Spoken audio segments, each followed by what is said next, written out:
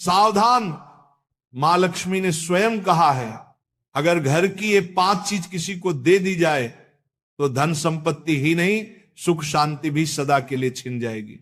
क्या आप जानते हैं, आपके घर की 5 साधारण चीजें ही आपकी किस्मत तय करती हैं। मां लक्ष्मी ने चेतावनी दी है, गलती से भी इन्हें दान कर दिया तो घर में आ जाएगी भयंकर गरीबी। बहुत समय पहले प्राचीन भारत के एक छोटे से नगर विशालपुर में एक साधु का आश्रम था।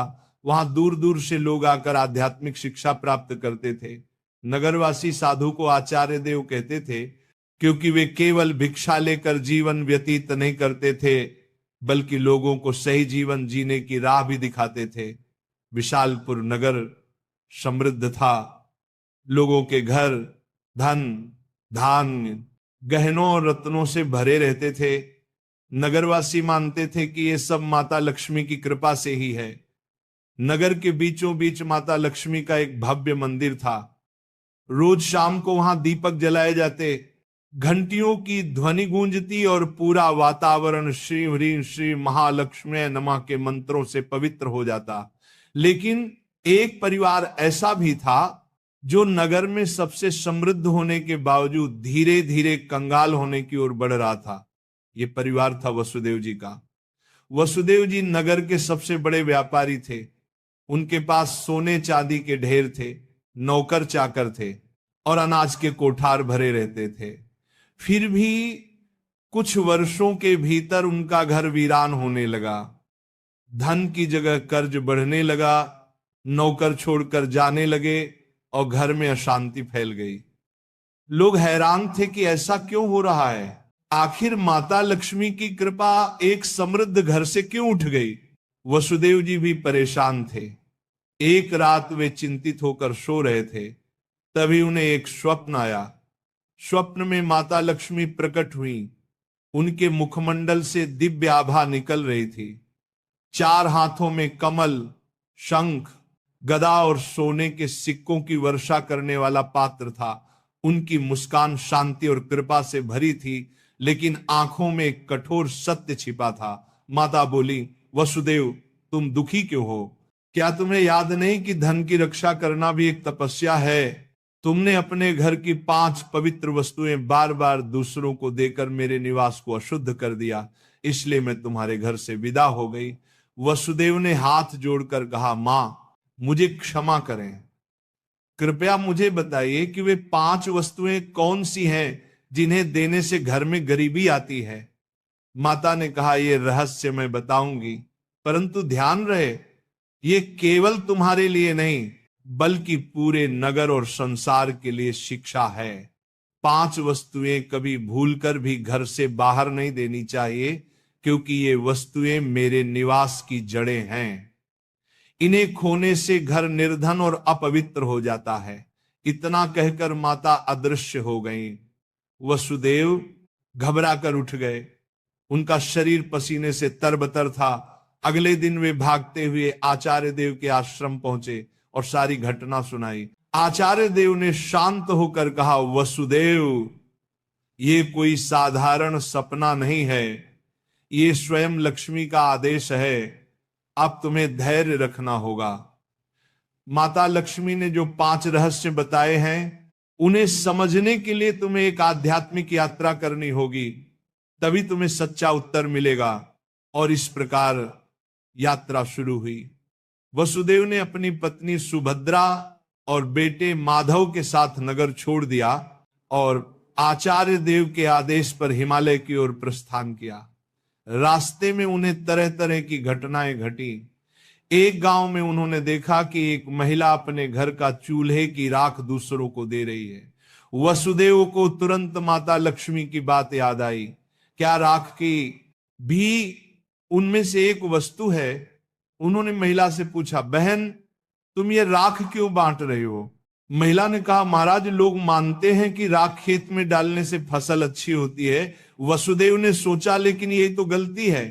चूल्हे की राख घर के भोजन और अग्नि का प्रतीक है। इसे बाहर देने से घर की उन्नति रुक जाती है। यात्रा आगे बढ़ी। वसुदेव, सुभद्रा और माधव पहाड़ों की कठिन राह से गुजर रहे थे। एक रात वे एक आश्रम पहुंचे। वहां एक वृद्ध साध्वी ध्यान में लीन थी। साध्वी ने वसुदेव को देखकर मुस्कुराते हुए कहा, तुम्हें लक्ष्मी माता के 5 रहस्य जानने हैं ना? ध्यान से सुनो। ये पहली वस्तु है चूल्हे की राख। इसे किसी को मत दो, ये घर की लक्ष्मी को बाहर कर देती है। वसुदेव ने प्रणाम किया और रहस्य को याद कर लिया। दूसरे दिन वे आगे बढ़े। एक गांव में देखा कि लोग अपने घर से झाड़ू निकाल कर दूसरों को दे रहे। वसुदेव ने आश्चर्य से पूछा, तुम लोग ऐसा क्यों करते हो? एक युवक बोला, हम मानते हैं कि पुराना झाड़ू देने से दरिद्रता चली जाती है। लेकिन तभी आकाश में गड़गड़ाहट हुई, जैसे स्वयं माता लक्ष्मी बोल रही हो, मूर्खों, झाड़ू लक्ष्मी का निवास है। ये घर की स्वच्छता और समृद्धि का प्रतीक है। इसे बाहर देने से लक्ष्मी घर से चली जाती है। वसुदेव को दूसरी वस्तु का भी रहस्य मिल गया, झाड़ू। तीसरा रहस्य उन्हें एक कुटिया में मिला। वहां एक वृद्ध साधक बैठे थे। उनके सामने दीपक जल रहा था। साधक ने कहा, बेटा, घर का जलता हुआ दीपक या उससे जली हुई लौ कभी किसी को मत दो। ये घर की ज्योति और आयु का प्रतीक है। इसे देने से सुख शांति चली जाती है। वसुदेव ने तीसरी वस्तु भी जान ली। आगे चलते चलते वे एक गांव पहुंचे। वहां एक परिवार ने अपने घर का नमक पड़ोसियों को उधार दिया। उसी रात उस परिवार के यहां कलह मच गई। साध्वी ने समझाया, नमक रिश्तों की मिठास और स्थिरता का प्रतीक है। घर का नमक देना लक्ष्मी को अपमानित करना है। अब वसुदेव को चौथी वस्तु भी मिल गई, नमक। अंततः हिमालय के पास एक गुफा में तप करते एक योगी ने अंतिम रहस्य बताया। योगी बोले, वसुदेव, 5वीं वस्तु है कपड़े का कोना या पल्लू। महिलाएं अक्सर पुराने कपड़े का पल्लू काट कर दे देती हैं, लेकिन यही स्त्री की लक्ष्मी और घर की मर्यादा का प्रतीक है। इसे देना घर के भाग्य को काटना है। अब 5 वस्तुएं स्पष्ट थी। पहला, चूल्हे की राख। दूसरा, झाड़ू। तीसरा, जलता दीपक। चौथा, नमक। 5वां, कपड़े का कोना। वसुदेव ने कृतज्ञ होकर योगी को प्रणाम किया। अब 5 रहस्यों को जानकर वसुदेव अपनी पत्नी सुभद्रा और पुत्र माधव के साथ नगर की ओर लौटने लगे। रास्ते भर वे मन ही मन माता लक्ष्मी के उपदेशों को दोहराते रहे। नगर पहुंचते ही उन्होंने सबसे पहले आचार्य देव के चरणों में प्रणाम किया और पूरी यात्रा का वर्णन किया। आचार्य देव ने मुस्कुराकर कहा, वसुदेव, तुम्हें अब सच्चा ज्ञान मिल गया है। इन रहस्यों को केवल अपने तक सीमित मत रखना, बल्कि नगरवासियों को भी बताओ, ताकि वे भी लक्ष्मी के अपमान से बच सके। आचार्य देव की आज्ञा पाकर वसुदेव ने नगर के बीचों बीच सभा बुलाई। सभा में नगर के लोग बड़ी संख्या में उपस्थित हुए। वसुदेव ने हाथ जोड़कर कहा, बंधुओं, मैं स्वयं अपनी गलतियों के कारण निर्धनता और कष्ट का भागी बना। माता लक्ष्मी ने मुझे स्वप्न में दर्शन दिए और बताया कि 5 वस्तुएं कभी घर से बाहर नहीं देनी चाहिए। इतना कहकर उन्होंने क्रम से सब समझाया। पहली वस्तु है चूल्हे की राख, दूसरी झाड़ू, तीसरी जलता दीपक, चौथी नमक और 5वीं कपड़े का कोना। लोगों ने आश्चर्य और श्रद्धा से यह बातें सुनी। तभी आकाश में एक दिव्य प्रकाश फैला और माता लक्ष्मी स्वयं प्रकट हुई। उनके प्रकट होते ही वातावरण में सुगंध फैल गई। मंदिरों की घंटियां अपने आप बज उठी और लोग भाव विभोर होकर उनके चरणों में झुक गए। माता बोली, वसुदेव ने जो कहा वह सत्य है। तुम सब जान लो कि ये 5 वस्तुएं मेरे निवास की जड़ हैं। जो इन्हें बाहर देता है वह अपने ही घर से मुझे विदा करता है।